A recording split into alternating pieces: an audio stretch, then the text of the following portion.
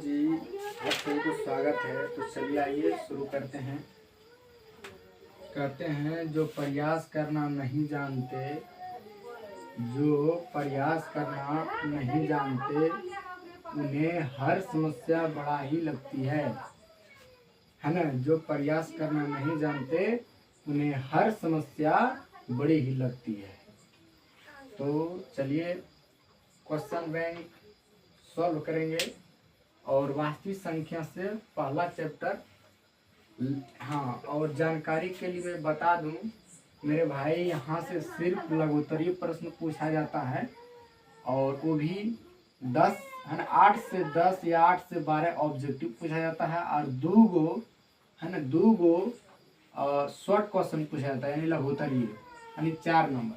यानी यहाँ से 10 से 15 अंक का परीक्षा में पूछा जाता है। 10 से 15 अंक है ना। यानी कि 2 गो लघुत्तरीय तो हर साल पूछा ही जाता है।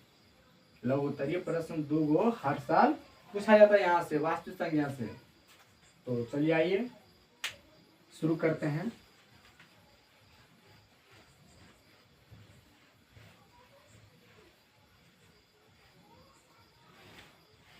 क्वेश्चन बैंक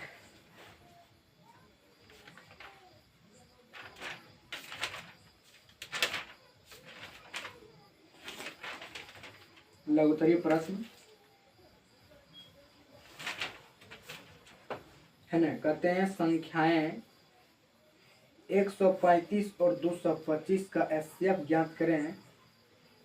यूक्लिड विभाजन एल्गोरिथम का प्रयोग करें। 135 और 225 है ना। 135 और 225 का एचसीएफ ज्ञात करें है ना, यूक्लिड विभाजन एल्गोरिथम द्वारा है ना। 135 और 225। तो मेरे भाई सबसे पहले यहाँ भाग कर लेंगे साइड में, यानी 135 से भाग 225 में। एक बार में 135, 5 में 5 0, 12 में से 3 9 है ना, यहाँ कट्टी। और यहाँ एक बार में 90, 5 के 5 यहाँ 45 और 45 दूना 90 हो जाता है। तो ये है भाग विधि। सबसे पहले लिखेंगे सर्वप्रथम हल है ना, हल। उसके बाद माना, बड़ी संख्या को a मानते हैं। इसमें बड़ी कौन है? 225। तो a बराबर 225 और कोमा b बराबर 135 है ना। चलेंगे यूक्लिड विभाजन यूक्लिड विभाजन है ना, यूक्लिड विभाजन एल्गोरिथम से थोड़ा अंदर भाग किया है।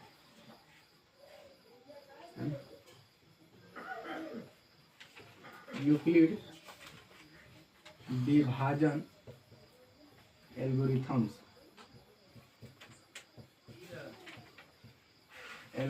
से यहाँ से होता है एक फार्मूला, a बराबर बी क्यू प्लस आर, जहाँ मेरे भाई r का जो मान होता है 0 से बड़ा है ना, r का मान जो होता है 0 से बड़ा या बराबर होता है और 20 से क्या होता है? छोटा होता है। अब यहाँ देखेंगे भाज बराबर भाजक गुना भागफल प्लस शेषफल है ना, पढ़े थे हम लोग। तो a बराबर यहाँ है 225, इसे a, ये है b और ये है q और यहाँ है r। यानी a बराबर यानी 225 बराबर है ना 135 गुना 1 प्लस में 90, फिर है 135 बराबर है ना 90 गुना 1 प्लस में 45 और फिर यहाँ 45 बराबर 90 बराबर है ना, 90 बराबर 45 गुना 2 प्लस में 0। अब देखें यहाँ अंतिम भाजक मेरे भाई, अंतिम भाजक बराबर कितना है? अंतिम भाजक जो है 45 है ना। अंतिम भाजक कितना यहाँ 45 से पूरा पूरी कट गया है। अंतिम भाजक बराबर 45 है, 45 है ना।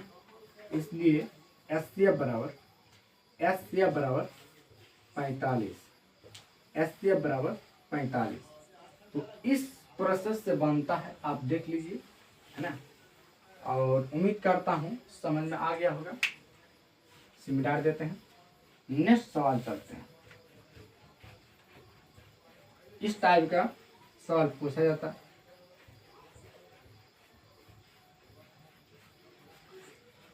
फिर है ना, यूक्लिड विभाजन एल्गोरिथम की मदद से 960 और 432 का महत्तम सामर्थ्य निकाले, है ना। 960 और 432 है ना। दूसरा है 960 और 432, यही है। तो इसे भी भाग कर लेंगे इधर साइड में, 432 से भाग है ना 960 है ना। 2 बार में लग जाएगा ये 4 और 3 दूना 6, 4 दूना 8, 10 में 4 6, 15 से 6 9 कट्टी। और यहाँ शायद 4 बार में लग जाना चाहिए, 6 से 4, बाकी 2 में 36 38, 12 से 4 8 और है 12 से 4 8 और 12 से 8 4 और यहाँ कट्टी 48 दोनों शायद 96 होता है ना। 2 बार में लग जाएगा 96। तो कट गया पूरी। आइए इधर बनाते हैं। सबसे पहले लिखेंगे हल, है ना। सबसे पहले आप लिखोगे मेरे भाई हल, उसके बाद माना, क्या लिखोगे? माना, है ना। ए बराबर बड़ी संख्या को ए मानते हैं 960 और बी बराबर 432 और चलना है यूक्लिड विभाजन, है ना। यूक्लिड विभाजन एल्गोरिथम से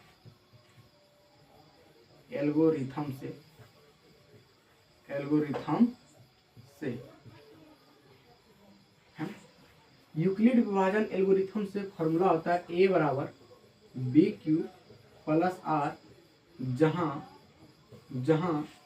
आर का जो मान होता है 0 से बड़ा या बराबर होता है और आर से भी बड़ा बी होता है। इसका मतलब होता है कि आर यानी शेष का मान जो है 0 भी आ सकता है और 0 से बड़ा होता है ना। 0 से बड़ा भी होता है आर का मान, और आर से बड़ा जो बी है यानी भाजक, ये हमेशा भाजक बड़ा ही होता है। जैसे माना कि 96 80 तो भाजक है 432, यानी आर का मान जो है बी से, है ना। आर का मान जो है बी से क्या है? छोटा है ना। तो उम्मीद करता हूँ समझ में आ रहा होगा। फिर चलेंगे वही, ए है, ये बी है और ई क्यू है, नीचे आर है। ए बराबर, है ना, ए बराबर यानी 960 बराबर, है ना, 432 गुना 2 प्लस में 96, फिर है 432 बराबर है 96 गुना 4 प्लस में 48 और फिर 96 बराबर 48 गुना 2 प्लस 0। अब लिखना है अंतिम भाजक मेरे भाई, है ना। अंतिम भाजक बराबर कितना है? 48 है ना। अंतिम भाजक कितना है? 48 है। इसलिए अंतिम भाजक बराबर 48 है। तो एचसीएफ बराबर 48। जो अंतिम भाजक होता है वही एचसीएफ होता है ना। तो इस टाइप का सवाल पूछा जाता है लघुत्तरीय प्रश्न में। हाँ, एक बात और, यहाँ से दीर्घोत्तरीय सवाल नहीं पूछा जाता है ना, वास्तविक संख्या से दीर्घोत्तरीय सवाल नहीं पूछा जाता है, केवल और केवल ऑब्जेक्टिव और शॉर्ट क्वेश्चन दोनों पूछा जाता है 10 से 15 अंक के। फिर है आगे सिद्ध करें कि, मिटा देते हैं।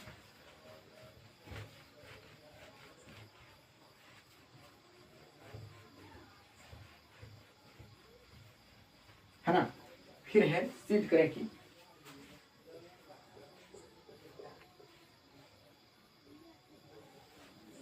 सिद्ध करें कि 3 प्लस, है ना, कितना है, सिद्ध करें कि 3 प्लस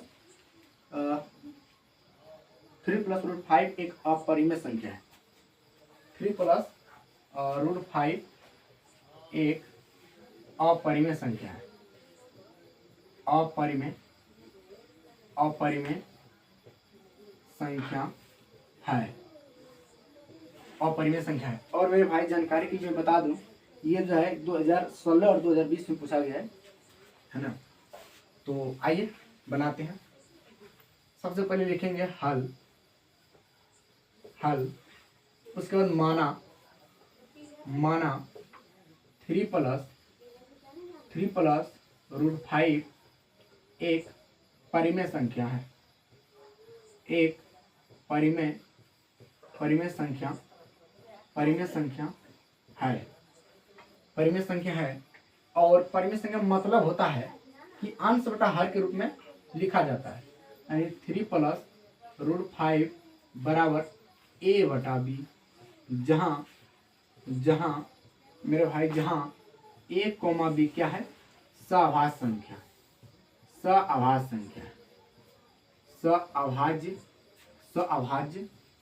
संख्या है।